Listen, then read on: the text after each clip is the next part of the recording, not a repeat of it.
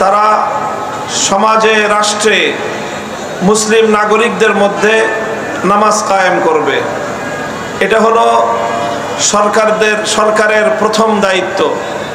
যদি সরকার মুসলিম হয়, ইমানদার হয়, ক্ষমতাসীন যদি ইমানদার এবং মুসলমান হয়, তো ক্ষমতায় যাওয়ার পর তাদের সর্বপ্রথম কাজ হলো মুসলমানদের মধ্যে নামাজ কায়েম করবে। 2 নম্বর কাজ হলো ওয়াতাউজ যাকাত, তারা মুসলিম সমাজের মধ্যে যাকাত ব্যবস্থা বাস্তবায়ন করবে। যাকাত ব্যবস্থা বাস্তবায়ন করবে।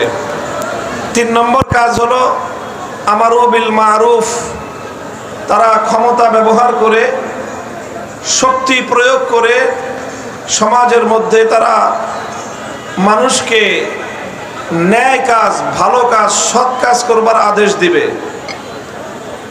4 নম্বর কাজ হলো ওয়ানাহা আনিল মুনকার, তারা শক্তি প্রয়োগ করে, ক্ষমতা প্রয়োগ করে মানুষকে অন্যায় এবং শরীয়ত গর্হিত কার্যকলাপ থেকে নিষেধ করবে, বাধা দিবে।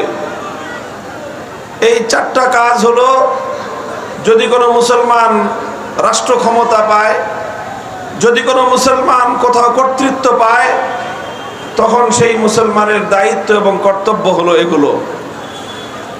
মোহতারাম হাজরিন, এই দায়িত্বগুলো আল্লাহ পাক, আল্লাহর কোরআন বলছে। এটা দুনিয়ার কোনো মানুষের বানানো কথা না, এটা কোনো আলেম ওলামাদের কথা না, অথবা এটা ইসলামী রাজনীতিবিদদেরও কথা নয়। এটা সরাসরি আল্লাহর কোরআনের সূরাতুল হজ্জের 41 নম্বর আয়াতের সরল অনুবাদ আমি বললাম। প্রথম কথাই আল্লাহ বলেছেন যে আকামুস সালাত, নামাজ কায়েম করবে। এরপরেই আল্লাহ বলেছেন আতাউজ যাকাত, যাকাত ব্যবস্থা বাস্তবায়ন করবে। অবশ্যই ইসলামী সরকার যদি ক্ষমতা পায়, জনগণের উন্নয়নে ভূমিকা রাখবে, রাস্তাঘাট, ব্রিজ, কালভার্ট নির্মাণ করবে, জনগণের অর্থনৈতিক মুক্তি এবং অর্থনৈতিক উন্নয়নের ক্ষেত্রে তারা অবশ্যই ভূমিকা রাখবে। কিন্তু সব কিছুর আগে তারা যেই কাজ করবে সেটা হলো সমাজের মধ্যে নামাজ কায়েম করবে এবং যাকাত ব্যবস্থা বাস্তবায়ন করবে।